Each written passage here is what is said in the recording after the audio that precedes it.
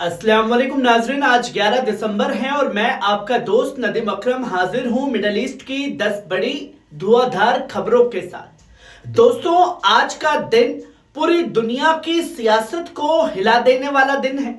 कहीं हूथियों ने सीरिया की अमेरिका परस्त तंजीमों का नकाब उतारा, तो कहीं तुर्की अमेरिका की F-35 डील फिर जिंदा होने लगी। गजा में एंटी ग्रुप की नई हलचल और अमेरिका वेनेजुएला के तट से लाखों बैरल तेल लेकर जा रहा टैंकर जब्त कर लिया गया है। नाज़रीन, आज की 10 बड़ी खबरें सिर्फ खबरें नहीं है, ये मध्य पूर्व की बदलती तकदीर की एक बड़ी दास्तान है। चलिए शुरू करते हैं आज की पहली बड़ी खबर से, जो इस वक्त आप अपनी स्क्रीन पर देख रहे हैं। अल हूती का बड़ा बयान, सीरिया की अमेरिका परस्त तंजीमें इजराइल की गोद में जा बैठी हैं। दोस्तों, यमन के Ansarullah leader Abdul Malik al Houthi ने एक टेलीविजन खिताब में सीरिया की उन तंजीमों पर सख्त सरपरस्ती में इजरायली रिश्ते को मजबूत कर रही है। अल हूती ने साफ कहा, यह वही मुनाफिकाना सरेंडर वाली सोच है जो अमेरिका को वफादारी जताती है और जायोनी रियासत की गोद में जा गिरती है। उन्होंने याद दिलाया कि इजराइल आज भी हर रोज अंतर्राष्ट्रीय मुआहदों को तोड़ रहा है, चाहे गजा हो या फिर लबनान। हजरत फातिमा जहरा के यौम पैदाइश पर उन्होंने भी कहा कि जायोनियों ने हजारों मुस्लिम ख्वातीन को शहीद किया, जिनमें हामिला और बुजुर्ग औरतें भी शामिल हैं।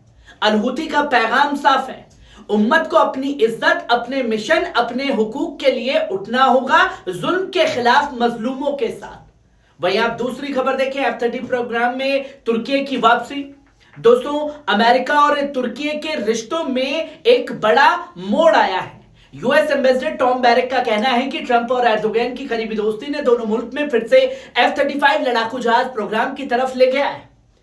याद रहे, 2019 में तुर्की के रूस S-400 सिस्टम खरीदने से F-35 प्रोजेक्ट से बाहर कर दिया गया था। अमेरिका को डर था जिससे F-35 की सीक्रेट टेक्निकल जानकारी रूस तक पहुंच सकती है। लेकिन अब बैरेक कहते हैं कि दोनों सदारतों ने, अच्छे रिश्तों ने लगभग 10 साल में सबसे फायदेमंद बातचीत का माहौल बना लिया है। तुर्की पहले ही $1.4 बिलियन निवेश कर चुका है और वापस शामिल होने के लिए बेकरार है। साथ ही वो अपना 5th जनरेशन कैन जेट भी बना रहा है। ट्रंप ने इशारा दिया कि F-35 सेल्स पर लगा बैन जल्द हट सकता है, बशर्ते दोनों मुल्कों की सिक्योरिटी शर्तें पूरी हों। असर साफ है, एर्दोगान अब ट्रंप के सबसे अहम इंटरडिक्शन में एक है, चाहे यूक्रेन हो या गजा। वहीं आप तीसरी खबर देखें, गजा में एंटी ग्रुप्स फिर से एक्टिव। दोस्तों, गजा के इजराइल कब्जे वाले इलाकों से एक नई हलचल उठी है। एंटी हमास ग्रुप कह रहे हैं कि उनके लीडर अबू शबाब की मौत के बावजूद लड़ाई जारी रहेगी। इन ग्रुप्स का दावा है कि सीजफायर के बाद उनके पास और ज्यादा भर्ती हो रही है और वो गजा के भविष्य ने अपनी जगह बना रहे हैं। लेकिन हमास ने इन्हें कोलैबोरेटर्स कहा है और फिलिस्तीनी जनता का भी बड़ा हिस्सा इन्हीं को समझता है। इजराइल अभी गजा के आधे से ज्यादा हिस्से पर कब्जा किए बैठा है और एंटी ग्रुप्स हमास बाहर कर दिए जा चुके हैं। अबू शबाब की मौत हो चुकी है। वीडियो में लड़ा के वादा करते दिखे, हम इसी राह पर और ज्यादा ताकत के साथ आगे बढ़ेंगे।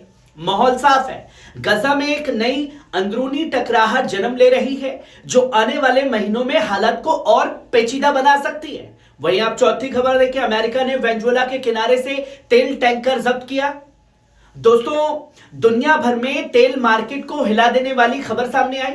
अमेरिका ने वेनेजुएला के तट से एक विशाल तेल टैंकर जब्त कर लिया है। खुद राष्ट्रपति ट्रंप ने कहा कि हमने अब तक का सबसे बड़ा टैंकर पकड़ा है और बहुत कुछ होने वाला है। US attorney general Pam Bondi ने बताया कि यह टैंकर वेनेजुएला और ईरान के प्रतिबंध तेल चोरी छुपे ट्रांसपोर्ट किया जा रहा था। जैसे ही ये खबर मिली तो कीमतें तुरंत उछाल पर आ गई, विक्टिम में बढ़ गई और ट्रंप पहले ही इस पूरे रीजन में भारी सैन्य तैनाती कर चुके हैं। एयरक्राफ्ट कैरियर, जंगी जहाज और हजारों सैनिक। मादुरो सरकार का कह रही है कि अमेरिका का असली मकसद वेनेजुएला का तेल कब्जाना है और सरकार को गिराना है। माहौल साफ है, तेल, सियासत और सैन्य तनाव तीनों मिलकर वेस्टर्न हेमिस्फीयर को फिर से भड़काने वाले हैं। वहीं आप पांचवी खबर देखिए, लेबनान ने तेहरान का न्योता फिलहाल ठुकरा दिया। दोस्तों, लेबनान के फॉरेन मिनिस्टर यूसुफ रजी ने तेहरान का न्योता फिलहाल ठुकरा दिया है, लेकिन साफ किया इसका मतलब बातचीत से इनकार नहीं है। Iran foreign minister Abbas Araghchi ने उन्हें ईरान आने की दावत दी, मगर रजी ने कहा कि अभी मुनासिब नहीं, इसलिए बातचीत किसी न्यूट्रल तीसरे मुल्क में होनी चाहिए। रजी ने जोर दे करके कहा कि लेबनान ईरानी रिश्ते तभी मजबूत होंगे जब दोनों एक दूसरे की संप्रभुता का पूरा एहतराम करें और किसी भी बहाने से इंटरफेयर ना करें। बात यही नहीं रुकी, हिजबुल्लाह की तरफ इशारा करते हुए उन्होंने कहा कि मुल्क तभी मजबूत होता है जब हथियार और जंगो अमन का फैसला सिर्फ सरकार के हाथ में हो। ईरानी दावत ठुकराने के बावजूद रजी ने कहा, आप लेबनान हमेशा तशरीफ ला सकते हैं। हालात साफ है, लेबनान अब नई सियासी लाइन खींच रहा है और ईरान के साथ बातचीत भी पूरी बराबरी की शर्त पर चाहता है। वहीं आप छठी खबर देखिए, यूएनओ पर आतंकवाद की पाबंदी। दोस्तों, गजा की इंसानी मदद की रीढ़ मानी जाने वाली यूएन एजेंसी यूएनओ पर अमेरिका में आतंकवाद से जुड़ी पाबंदियों की चर्चा तेज हो गई है। ट्रंप प्रशासन ने यूएनओ पर हमास से ताल्लुक होने का इल्जाम लगाया, हालांकि एजेंसियों ने इसे बार बार झूठा बताया है, मगर यूएनओ के फॉरेन टेररिस्ट ऑर्गेनाइजेशंस यानी कि एफटीओ घोषित किया गया तो इसका मतलब होगा कि फंड रुकना, राहत टूटना और लाखों फिलिस्तीनियों की जिंदगी पर सीधा हमला।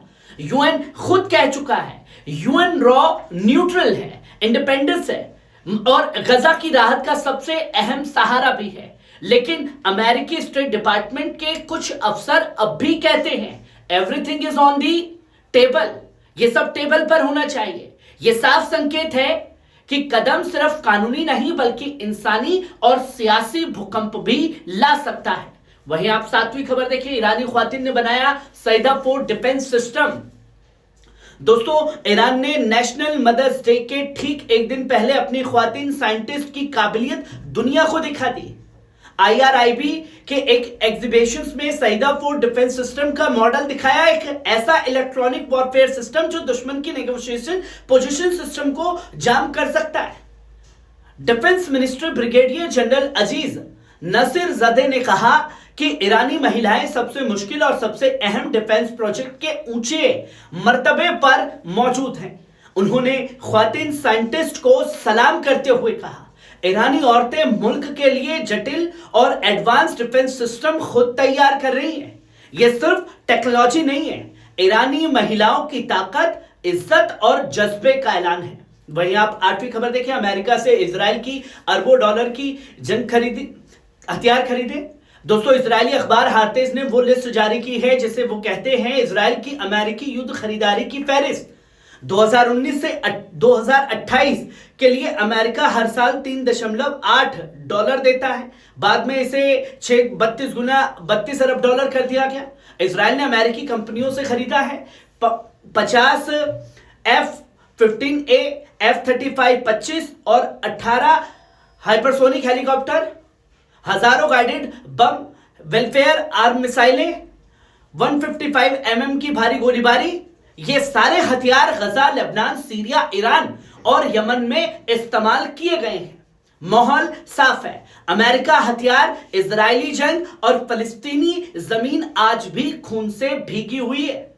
वहीं आप नौवीं खबर देखिए, खालिद मशाल का बड़ा बयान, हथियार छीनना रूह छीनने जैसा है। दोस्तों, एक तरफ हमास से हथियार छीनने की बात हो रही है, दूसरी तरफ वही अमेरिका इजराइल को हथियार दे रहा है, जिसमें फलस्तीनियों की रूह छीनने जैसी तस्वीरें सामने हैं। मशाल बताते हैं कि हमास ने दुनिया के सामने एक नई मुकावमत पॉलिसी रखी है, हथियार रहेंगे मगर छुपे रहेंगे, इस्तेमाल नहीं होंगे और लंबे अरसे की लॉन्ग हुतना यानी युद्ध विराम के तहत ही रखे जाएंगे। उन्होंने दावा किया कि अमेरिकी दिमाग ब्रावोमेट्रिक, हम उन्हें अपनी नीति कायल कर सकते हैं, इजराइल पर भी लागू कराया जा सकता है जो हम पर किया जा रहा है। मशाल का फोकस अब गजा की पुनर्निर्माण और तंदुरुस्ती पर है।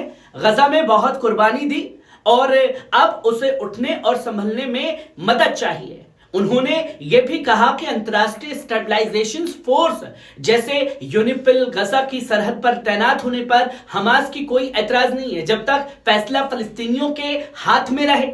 वहीं आप आखिरी और 10वीं खबर देखें, $100 मिलियन का तगड़ा नुकसान।